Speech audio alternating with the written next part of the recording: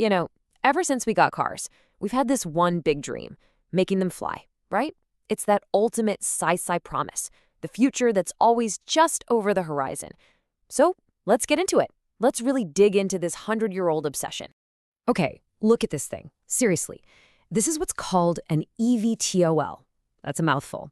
It stands for Electric Vertical Takeoff and Landing Aircraft.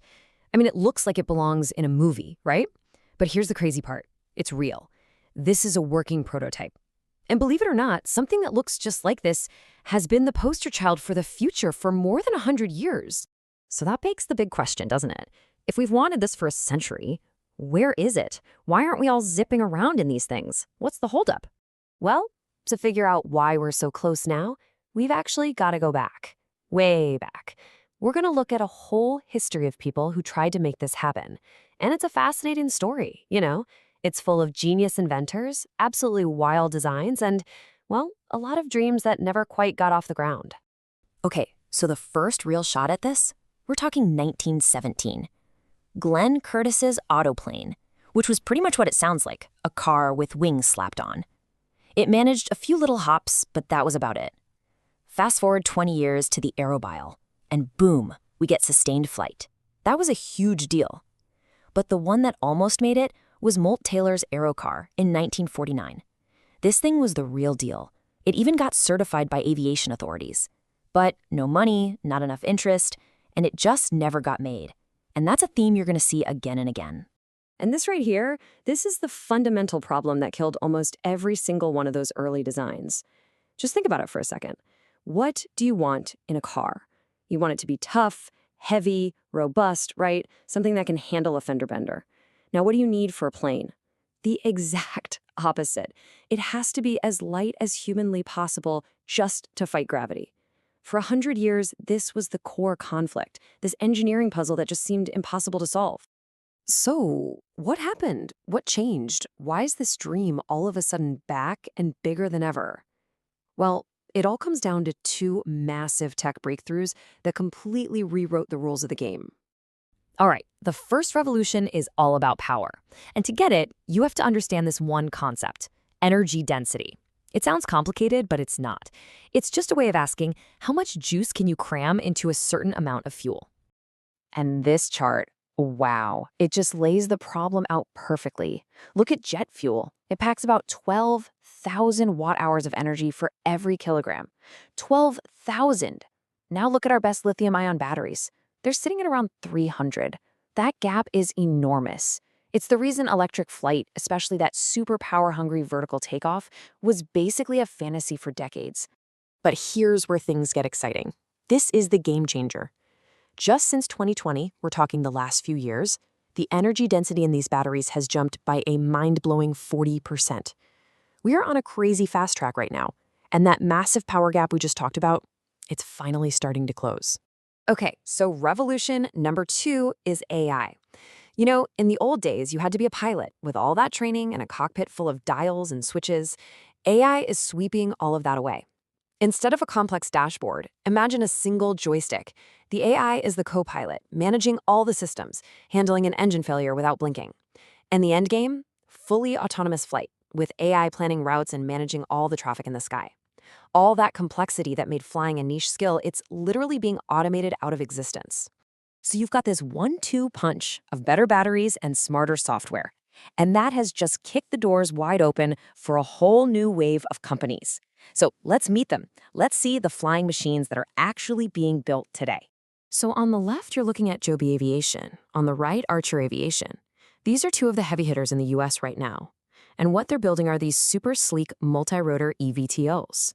The idea here isn't necessarily a car in every garage, but more like a network of quiet, fast air taxis, you know, to finally solve that nightmare of city traffic by just flying over it.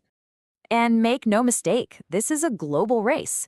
Joby and Archer are shooting for 2025 in the US, but you've got innovators everywhere. In China, you've got Xpeng Aero HT working on this absolutely wild concept they call a land aircraft carrier. It's modular. Then over in Germany, there's Lilium, and their machine looks less like a drone and more like a sleek private jet, powered by dozens of tiny little electric engines. Everybody's got a different take on this. Okay, so the tech is getting there. The prototypes are actually flying. So we're all good, right? Time to pre-order? Well, not so fast. There are still 5 huge, and I mean huge, hurdles to clear before any of this becomes our normal, everyday reality. And here they are: batteries, infrastructure, regulation, public acceptance, and of course, the money. Let's get into each one. First on the list, batteries. Yeah, they've gotten way better, but they're still the #1 bottleneck. They control how far you can go and how much you can carry. That initial takeoff, going straight up, it's just an insane drain on power. Think of it like trying to deadlift a minivan. That's the kind of strain we're talking about, and it pushes today's batteries to their absolute limit. Hurdle number 2 is infrastructure. I mean, where are these things going to land? Not just anywhere. They'll need a whole network of what people are calling vertiports, basically mini airports on top of buildings or in big parking garages, and they'll need super fast chargers. It's the ultimate chicken and egg situation, right? You can't really use the vehicles until the ports are built, but nobody's going to build the ports until there are tons of vehicles. Third, we have the rules, the red tape. The FAA and agencies around the world are basically starting from a blank page. They're inventing a whole new aircraft category called powered lift. They have to figure out everything. How do we make sure these things are safe? Who gets to fly them, and what training do they need? How do we manage the sky so they don't crash into each other? Safety is everything in aviation, so this is going to be slow and very, very careful. Number 4 is us, the public. I mean, would you feel safe hopping into one of these tomorrow? And even if you would, what about having them fly over your house all day? Sure, they're way quieter than a helicopter, but a sky buzzing with hundreds of them is a different story. And then you get into privacy issues. It's a lot for people to get comfortable with. And that brings us to the 5th and final hurdle, and it might just be the biggest one of all: money.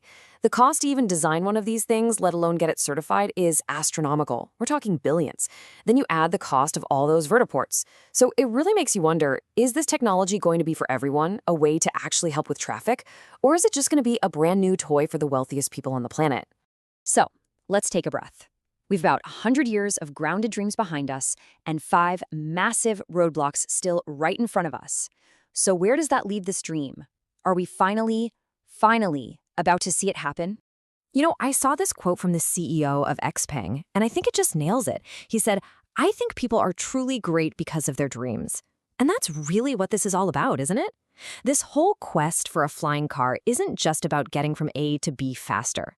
It's about that part of us that's always looking up, that's always trying to do the impossible. And here's the thing. For the very first time in our history, the pieces are actually here. The better batteries, the super powerful electric motors, the smart AI to fly it all. This isn't science fiction anymore. It's not just on a drawing board. It's real. It exists. It's being tested as we speak. For the first time ever, our engineering can finally keep up with our dreams. Look, the challenges are absolutely real, but so is the progress, and the momentum is undeniable. It feels like the question has changed.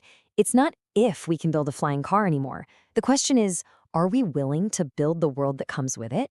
The technology is right there, sitting on the launch pad. The only question left is, are we ready for takeoff? Don't forget to like and subscribe for more How Meets History.